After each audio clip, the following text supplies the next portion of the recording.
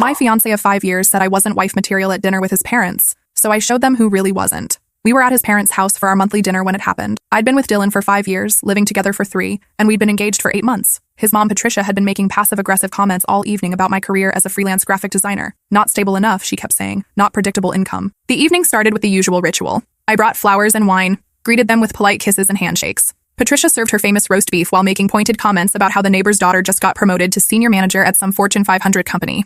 Real wife material, his dad Richard said, glancing meaningfully at Dylan. I tried to change the subject, mentioning the major rebranding project I'd just landed. A tech startup willing to pay more than most people's yearly salaries for 6 months of work. The kind of contract that would set me up financially for years. But Patricia just smiled that tight smile and said, "That's nice, dear. But what happens when you want children? Freelancing isn't exactly family-friendly. You can't just disappear for months at a time when you have real responsibilities." Richard leaned back in his chair, warming to the topic. Take my medical practice, for instance. Built it over 30 years. Patients who depend on me. Employees who count on steady paychecks. That's what provides security for a family, not these gig economy jobs that could disappear overnight. The heat rose in my cheeks, but I kept my voice level. The gig economy has been pretty good to me. I've consistently earned more than Dylan for the past 3 years. The words slipped out before I could stop them. Patricia's eyebrows shot up. Dylan's face flushed red. Richard cleared his throat and took a long sip of wine. "Well," Patricia said carefully, "money isn't everything. A marriage needs stability, traditional values, someone who understands their role in building a family." Dylan had been quiet through most of dinner,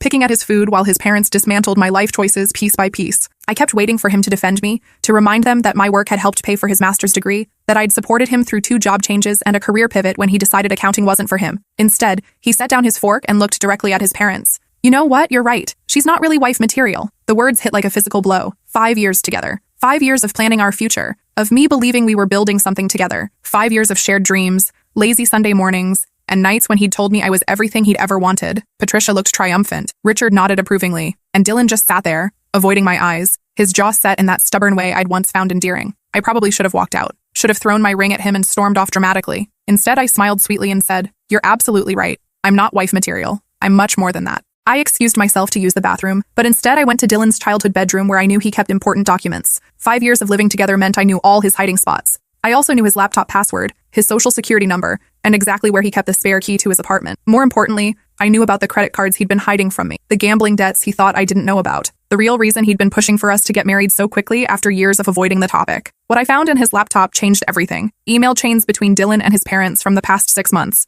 They weren't just encouraging him to dump me, they were actively planning it with military precision. Patricia writing about suitable replacements from the country club, Richard researching prenup laws to protect family assets, Dylan admitting he was only staying with me until he could access my savings to pay off his mounting gambling debts. They had actual spreadsheets calculating my net worth, detailed plans to get me to pay for the engagement party before dumping me, strategic discussions about timing the breakup for maximum financial benefit to Dylan. What I found in his bedroom was a complete betrayal that went deeper than I could have imagined in my worst nightmares. Bank statements showing cash advances totaling over $40,000, betting slips stuffed in old textbooks from college, screenshots of cryptocurrency trades that had gone catastrophically wrong, letters from debt collectors that he'd been intercepting before they reached our shared mailbox, some marked with increasingly threatening language about legal action. But the worst part was the email chain I found on his laptop, a digital paper trail of conspiracy that revealed the true nature of the people I'd been planning to call family. Messages between Dylan and his parents from the past 6 months that weren't just encouraging him to dump me. They were actively orchestrating it with the precision of a military operation. The first email was from Patricia, sent 3 days after Dylan had proposed to me. Subject line, "We need to discuss your future immediately. Urgent family meeting required.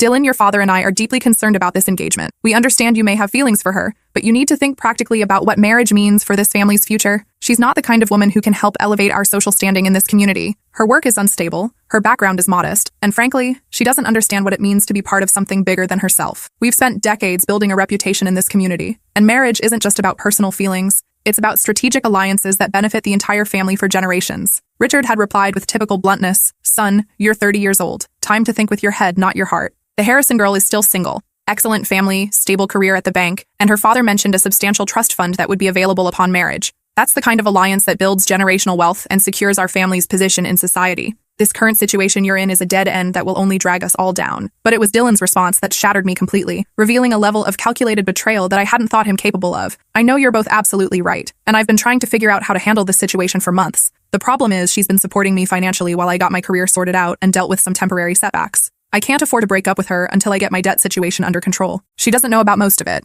and I need time to either pay it off or find another solution that doesn't leave me financially vulnerable." My hands shook as I scrolled through months of correspondence, They had mapped out my entire disposal like a detailed business plan. Dylan would string me along until he found someone more suitable while simultaneously extracting as much financial benefit as possible. His parents had already contacted their family lawyer about a prenup that would protect their assets in case Dylan ever did marry someone they disapproved of. His dad had researched the laws about debt acquired before marriage versus during marriage, looking for legal loopholes they could exploit. They wanted him to marry someone with substantial family money, someone who could help dig him out of the financial hole he'd created while simultaneously boosting the family's social status in their country club circles. I was supposed to be the temporary girlfriend, the financial bridge who supported him until someone better came along. The only reason he'd proposed at all was because his gambling debts had gotten so bad that he needed a more permanent arrangement to access my savings and credit. There were even detailed discussions about how to systematically access my freelance income without raising suspicions. Patricia had suggested Dylan convince me to put both our names on my business accounts for supposed tax purposes. Richard wanted him to push for a joint investment portfolio that they could later claim was marital property if things went south. I found spreadsheets. Actual Excel spreadsheets that made my blood run cold. They'd calculated my net worth down to the dollar, estimated my earning potential based on my client history, and mapped out how much they could extract before cutting me loose. They'd researched my client list, estimated my project values, and even looked into my family's financial background to see if there were any additional assets they could eventually access through marriage. One email from Dylan made my stomach turn. She's so trusting, it's almost pathetic. She actually thinks we're planning a real future together. She has no idea I've already been using her credit to cover some of the smaller debts. The joint account we opened last month has been a goldmine. She never checks the statements because she trusts me completely. If I can keep this up for another 6 months,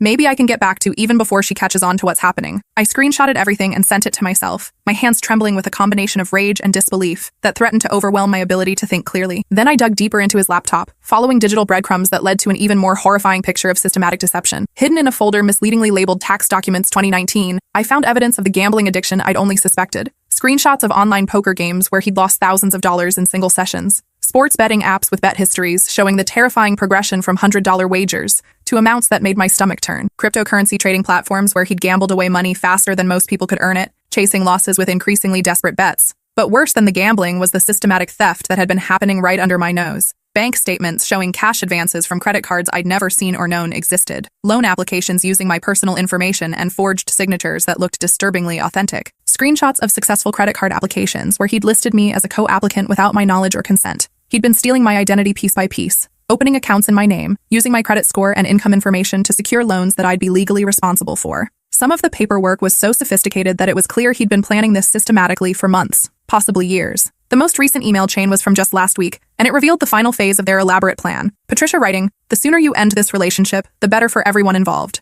We've identified several suitable candidates through our country club connections and business networks. The Thompson girl just finished her MBA at Wharton, and her father owns Thompson Commercial Properties, half the downtown district. Much more appropriate for our family's future aspirations. Plus, she's young enough to give you several children quickly, which is important for family legacy." Dylan's reply was clinical in its callousness. "I'm working on the timeline and trying to optimize the extraction process. I want to time it perfectly so I can maximize what I get out of the situation before pulling the trigger. She's supposed to finish the big project she's working on next month. That should be a substantial payday that I can potentially access. Maybe I can get her to pay for the engagement party first, and possibly even some wedding deposits. The more I can extract before the breakup, the better position I'll be in financially to pursue someone more suitable." Richard had responded with what appeared to be a detailed breakup strategy. "Make sure you document any erratic behavior on her part leading up to and during the breakup. If she becomes emotional or unreasonable, record it discreetly. We want to establish a clear pattern of instability in case she tries to cause problems later or make accusations. Also, make sure any joint accounts are emptied before you tell her it's over. Once she knows, she'll likely try to protect her assets. They were planning to let me pay for my own humiliation,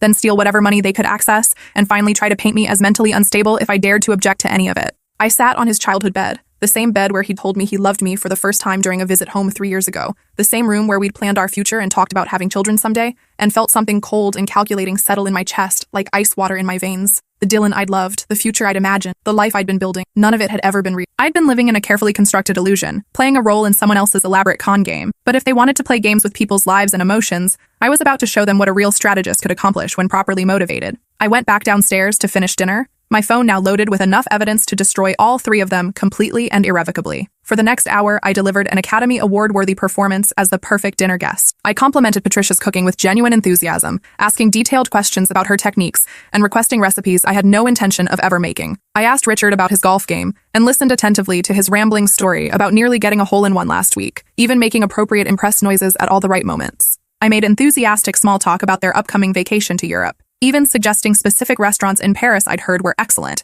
and asking Patricia about her plans for shopping in Milan. I was the picture of gracious femininity, exactly the kind of woman they claim to want for their son, except I was about to systematically destroy their lives with the information I'd just gathered. Dylan kept shooting me increasingly confused and nervous looks throughout dessert. He'd clearly expected me to storm out or cause a dramatic scene after his declaration that I wasn't wife material. His parents seemed pleased that I was taking their criticism so gracefully, probably interpreting my calm demeanor as acceptance of their judgment and submission to their family hierarchy. Patricia even squeezed my hand at one point and said with smug satisfaction, "See? We're all on the same side here. We just want what's best for everyone involved." When dessert was served, Patricia's signature tiramisu that she'd spent the entire meal telling me took 3 days to make properly and was a closely guarded family recipe. I raised my water glass with a smile that probably looked genuinely warm to anyone who didn't know what I'd just discovered. "Time for a toast," I announced brightly, "to family honesty and transparency." Patricia and Richard raised their glasses enthusiastically, clearly thinking I was being gracious about their earlier criticism and accepting my place in their carefully maintained family hierarchy. Dylan hesitantly lifted his wine glass, still watching me with that wary expression that suggested some primitive part of his brain recognized danger,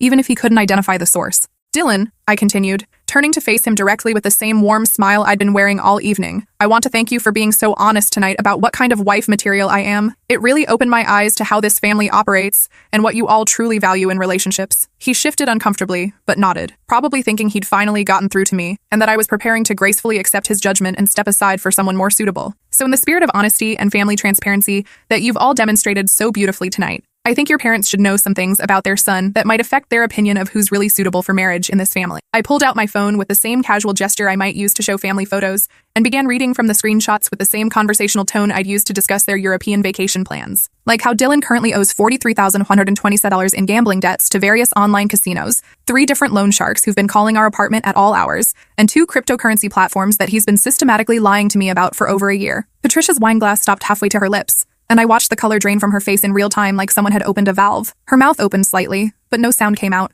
Or how he's been systematically forging my signature on credit applications to open joint accounts without my knowledge or consent. I showed them the photos I'd taken of the documents, holding my phone so they could clearly see the evidence. 7 different credit cards, all maxed out on cash advances, 2 personal loans totaling $18,000, and a home equity line of credit application using my information and falsely claiming we're already married. Dylan's face went completely white, then flushed red, then white again in rapid succession. His hands were shaking visibly as he set down his wine glass. His dad started to say something, but I held up my hand in the same polite gesture I'd used earlier when asking for the tiramisu recipe. Oh, but wait. There's so much more to share in the spirit of family honesty and transparency. I scrolled to the email thread with the casual air of someone showing vacation photos. This lovely family correspondence, where you all discussed how to get rid of me once Dylan found someone with better financial prospects and more suitable social standing. I began reading aloud in the same pleasant tone I'd used to compliment the dinner. "Dylan, your father and I think the Harrison girl would be perfect. Good breeding, substantial family money, and young enough to give you several children quickly. Much more suitable than your current situation, which is frankly dragging down our family's reputation." The silence that followed was so complete I could hear the grandfather clock ticking from 3 rooms away. The sound seemed to echo off the formal dining room walls like a countdown to an explosion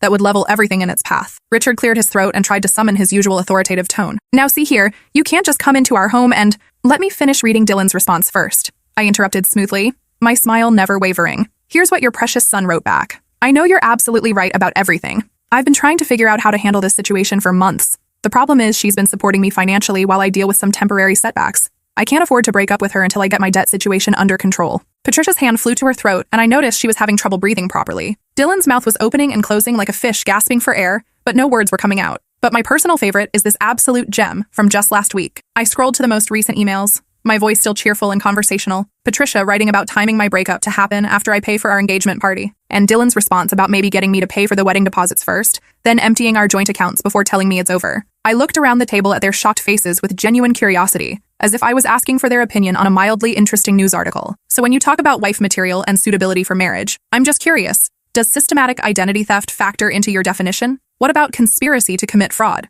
Or using someone's emotions to manipulate them into paying for their own humiliation while you shop around for a replacement?" The crystal stemware sat forgotten on the table, some glasses still half raised in the abandoned toast. Richard's face had turned a concerning shade of purple, and his breathing was becoming increasingly labored. Patricia looked like she might actually be physically ill, one hand pressed to her stomach and the other clutching the edge of the table for support. Dylan finally found his voice, though it came out as barely a whisper. "You went through my private things. You violated my privacy." I laughed, a genuine, delighted sound that seemed to echo off the formal dining room walls and probably carried to the neighbors' houses. The laughter felt cathartic, like a pressure valve releasing years of suppressed intuition and ignored red flags. "Like you violated mine when you opened credit cards in my name? Like you violated our relationship when you spent months lying to me while planning my replacement? Like you violated my trust when you and your parents spent half a year plotting my disposal like I was yesterday's garbage? I stood up slowly and deliberately placed my engagement ring on the table next to my untouched tiramisu. The same tiramisu Patricia had spent 3 days making for the family dinner where they'd planned to tell, me I wasn't good enough for their precious son. You want to know about wife material? I asked, looking around the table at their shell-shocked faces. Wife material means honesty. It means partnership. It means building something together instead of parasitically feeding off someone else's success while shopping around for a better deal. I turned to Patricia first, my voice still conversational but with an edge that cut through the formal dining room atmosphere like a blade. You raised a son who thinks love means finding someone to exploit, who believes marriage is a business transaction where the woman should bring money and social connections,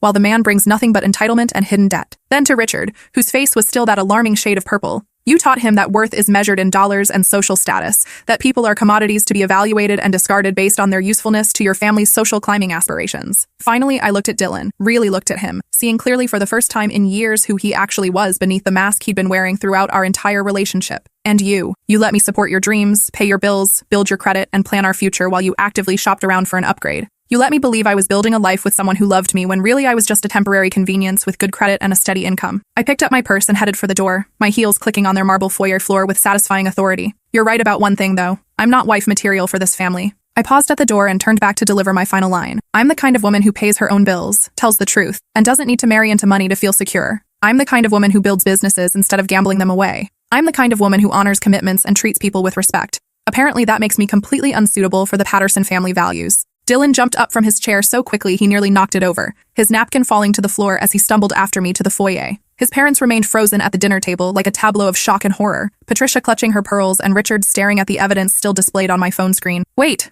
Dylan called out desperately as I reached for the door handle. Please, let me explain. This isn't what it looks like. You're taking everything out of context. I turned back to face him one final time, and in that moment I felt something fundamental shift inside me. A complete transformation in how I saw him, how I saw myself, how I understood the entire architecture of our relationship. Oh, Dylan, I said with genuine pity in my voice. This is exactly what it looks like. It's what fraud looks like, what conspiracy looks like, what 3 adults plotting to financially and emotionally abuse someone looks like. He tried to reach for my arm, his movements desperate and uncoordinated, but I stepped back smoothly. The gambling addiction, the lies, even the initial debt. I could have forgiven those if you'd been honest with me, if you'd asked for help instead of systematically stealing from me. Addiction makes people do terrible things, and I understand that. But planning my replacement, shopping around for a better option while letting me pay your bills, conspiring with your parents to systematically extract money from me before discarding me like garbage, that's not addiction, Dylan. That's just being a fundamentally terrible human being. I could hear Patricia crying in the dining room, harsh sobs that sounded like they were being torn from her chest. Richard was shouting something about family loyalty and misunderstandings, but his voice sounded strained and distant. Oh, and Dylan, I added, my hand on the doorknob, delivering the final blow with surgical precision. I'm keeping all these screenshots, and I've already sent copies to my lawyer. If you try to use any of my personal information to open more accounts, or if any of you come anywhere near my apartment or my workplace, I'll be filing charges for identity theft, fraud, and conspiracy. Your parents' lawyer friend might want to add that to his prenup research. I walked out into the cool night air, drove home through the quiet suburban streets lined with houses full of families who probably had their own secrets, and immediately started the comprehensive process of reclaiming my life and protecting myself from further damage. The first thing I did was change every password on every account I had, from banking to social media to email. Then I spent the next 6 hours on the phone with credit monitoring services, banks, and credit card companies, flagging my accounts for potential fraud and requesting comprehensive credit reports that revealed the true extent of the damage. Over the next week, as I systematically uncovered each new violation, the true scope of Dylan's theft became clear. I discovered 2 more credit cards he'd opened using my information, both maxed out on cash advances that had been used for more gambling, a personal loan for $12,000 that I was legally responsible for, taken out using forged documents,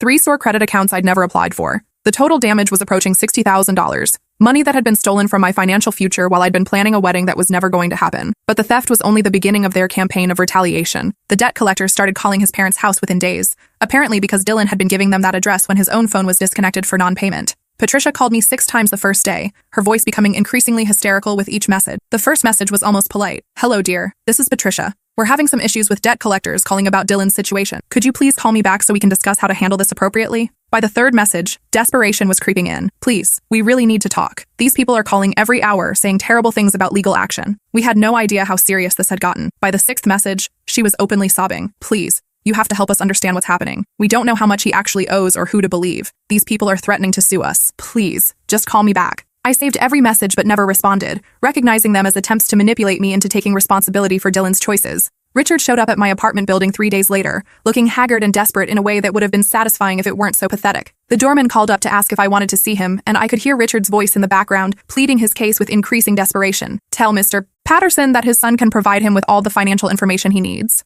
I instructed the doorman calmly. Also tell him that any further attempts to contact me will be considered harassment and reported to the authorities. 2 weeks after the dinner, I received a formal letter from their family attorney, a document so bizarre that I read it 3 times to make sure I wasn't hallucinating. It was half apology, half legal threat, written in the kind of flowery language that lawyers use when they're trying to sound reasonable while making completely unreasonable demands. The letter acknowledged that Dylan had made some mistakes, but suggested that I was partially responsible for enabling his behavior by not monitoring our shared finances more carefully. It implied that a reasonable person would have noticed the warning signs earlier and taken steps to protect themselves, essentially blaming me for being too trusting. More incredibly, the letter strongly suggested that I sign a non-disclosure agreement about Dylan's private matters in exchange for a modest financial settlement of $5,000. Apparently, they were worried about their reputation in their social circles and wanted to ensure that I wouldn't discuss the situation with mutual friends, business associates, or potential future partners. The letter also hinted that if I chose to pursue criminal charges, they would be forced to defend Dylan by questioning my mental stability and suggesting that I had been a willing participant in his financial decisions. I forwarded the letter to my own attorney with a note. Please prepare whatever paperwork we need to ensure these people never contact me again. Also, please research what constitutes criminal fraud in cases involving identity theft and forged signatures. And please find out if attempting to buy someone's silence about crimes constitutes obstruction of justice.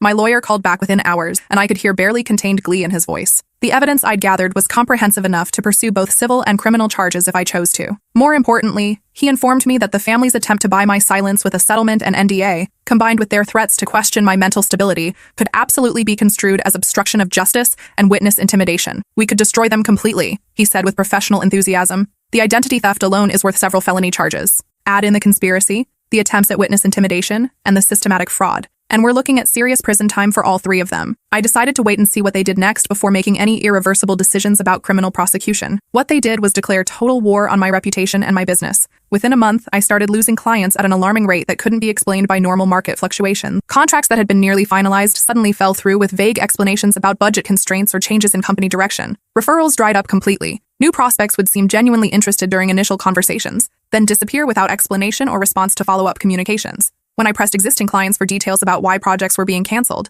I got evasive responses about concerns regarding my reliability and professionalism. One potential client mentioned hearing that I was involved in some kind of legal trouble that might affect my ability to complete projects. Another said they'd been told I had serious personal issues that made me unstable to work with. It took me 3 weeks of detective work, calling contacts and tracing rumors back to their sources to discover that the sabotage was originating from Richard's medical practice. He'd been systematically contacting my clients and potential clients, using his reputation as a respected physician to lend credibility to his character assassination campaign. He was telling them that I was mentally unstable and that working with me posed a significant liability risk. He claimed I'd stolen money from his family and was facing criminal charges for fraud and identity theft. He painted a picture of me as an unhinged woman who was capable of anything when crossed, someone who might steal from clients or become violent if business relationships went sour. The irony was stunning and infuriating. They were destroying my career while simultaneously begging me not to pursue the criminal charges that would destroy Dylan's future and their family's reputation. Richard had weaponized his professional standing and decades of community connections to wage economic warfare against me, apparently believing that if he could make me desperate enough financially,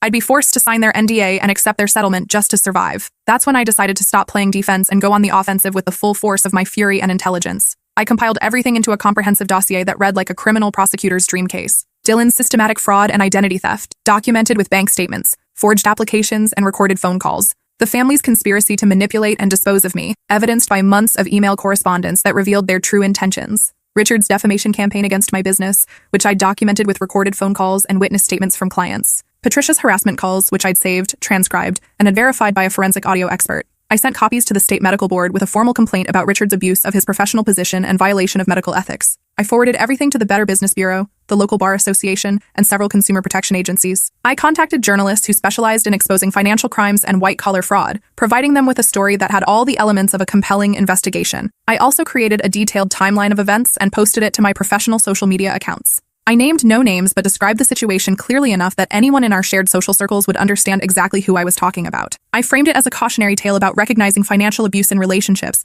and the importance of protecting yourself from identity theft. The response was immediate and overwhelming in ways I hadn't anticipated. Other women began reaching out privately, sharing similar stories about Dylan that painted a picture of serial financial abuse spanning back to his college year. His college girlfriend had helped him pay off student loans before he disappeared one day, leaving her with a note saying he needed space to figure out his future. His previous fiancé had co-signed a car loan that she was still paying off 3 years later, along with credit card debt he'd accumulated in her name. There had been others, girlfriends who'd helped him through supposed rough patches, women who'd supported him during career changes, relationships that had ended abruptly once their financial usefulness expired. I wasn't his first victim. I was just the first one who'd gathered enough evidence to expose the pattern and fight back effectively. More importantly, my clients began reaching out to apologize and clarify what had actually happened during Richard's calls. His campaign had backfired spectacularly. Instead of convincing them I was unstable, he'd convinced them that I must have uncovered something serious enough to warrant such desperate retaliation from a supposedly respectable family. Several clients mentioned that Richard's behavior during the phone calls had actually made them more curious about my work and more sympathetic to my situation. His obvious desperation and the personal nature of his attacks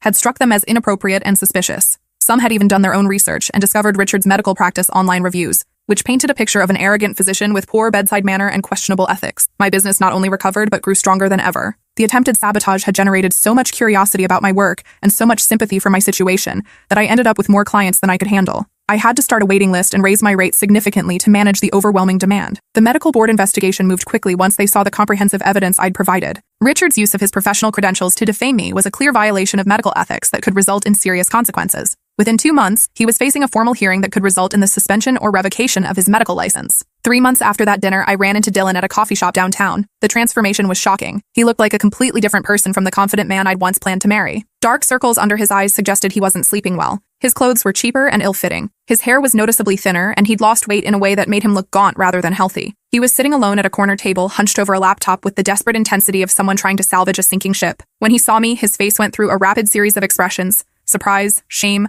hope, and finally resignation. He tried to smile and wave as if we were old friends who'd simply lost touch over the years, as if a massive fraud and family conspiracy had been some kind of misunderstanding that time had resolved. I ignored him completely, bought my coffee with the calm confidence of someone whose life was thriving, and headed for the door without acknowledging his existence. He caught up with me on the sidewalk, jogging a few steps to match my pace in a display of desperation that would have been pathetic if it weren't so completely deserved. "Please," he said, slightly out of breath and clearly struggling to find the right words. "Can we talk? Just for a minute? I've been wanting to apologize, to explain what really happened." I stopped walking and turned to face him, studying his face with the detached interest of someone examining an insect under a microscope. "Dylan, I know exactly what happened. I have emails, bank statements, recorded conversations, and legal documentation. There's nothing left to explain." He ran his hands through his hair. "Definitely thinner now," I noted with satisfaction. "I loved you," he said quietly, as if this revelation would somehow change the fundamental facts of what he'd done. "I know I screwed everything up, but I really did love you. I just got in over my head and didn't know how to ask for help." I studied his face, looking for any trace of the man I'd once planned to marry. All I saw was someone who still didn't understand the difference between making mistakes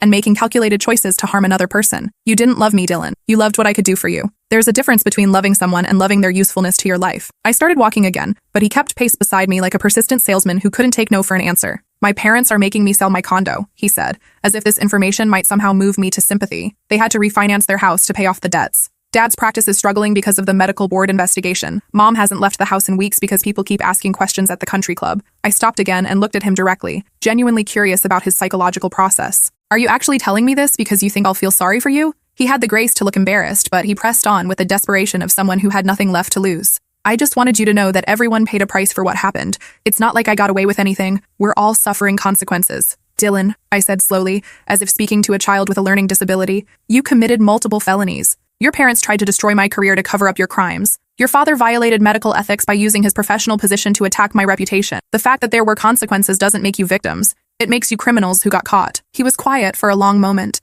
and I could almost see the wheels turning in his head as he tried to find an angle that might work, some approach that might crack my resolve. Then, almost inaudibly, "Is there any chance you could forgive me? Not to get back together, but just to forgive me? For closure?" I considered the question seriously because forgiveness wasn't about him. It was about me letting go of the anger that had been both motivating and consuming me for months. "I can forgive the gambling addiction," I said finally, my voice thoughtful. "I can forgive the fear that kept you from asking for help initially. I can even forgive some of the early lies, because addiction makes people do desperate things they wouldn't normally do." He looked hopeful for the first time in our conversation, his posture straightening slightly. "But I can't forgive the systematic conspiracy with your parents to use me and discard me like garbage. I can't forgive the months of premeditated identity theft and financial fraud. And I absolutely cannot forgive trying to destroy my career when I chose not to immediately prosecute you for your crimes." I stepped closer to him, close enough to see the desperation and fear in his eyes, close enough to make sure he understood every word I was about to say. "Those weren't addiction behaviors, Dylan. Those were the actions of someone who genuinely believes other people exist solely for his benefit. That's not something I can forgive because it's not something you're actually sorry for. You're sorry you got caught, sorry there were consequences, sorry your life imploded, but you're not sorry you did it,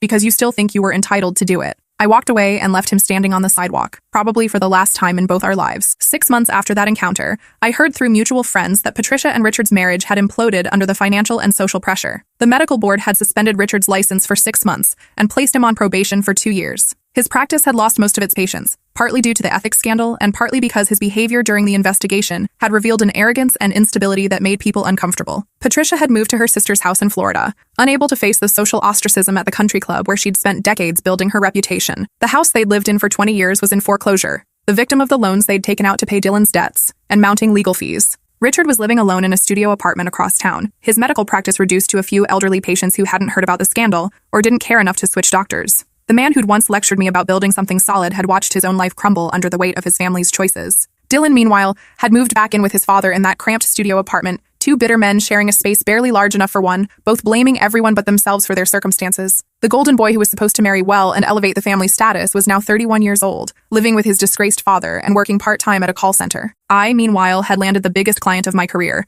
a tech company that wanted me to handle their complete rebranding for a year-long contract, worth more than most executives made in 3 years. The project was challenging, creative, and exactly the kind of work I'd always dreamed of doing. I moved to a beautiful downtown loft with floor-to-ceiling windows and exposed brick walls, the kind of space I'd fantasized about during all those years of supporting Dylan's dreams while putting my own on hold. The apartment was everything I'd wanted: modern, spacious, filled with natural light, and most importantly, entirely mine. I started dating someone new, a relationship that was everything my engagement to Dylan hadn't been: honest communication instead of hidden agendas, mutual support instead of financial parasitism, celebration of each other's successes instead of resentment and competition, someone who saw my independence as attractive rather than threatening, who wanted to build something together rather than extract value from me. When I told him the story of that dinner at Dylan's parents' house, he was horrified not just by their behavior, but by the fact that Dylan had let them attack me without defending me. "That's not love," he said simply. "Love means protecting each other, not throwing each other to the wolves to save yourself." The contrast was stark and illuminating. Here was what a healthy relationship looked like. Someone who built me up instead of tearing me down, who saw my success as something to celebrate rather than something to exploit or resent.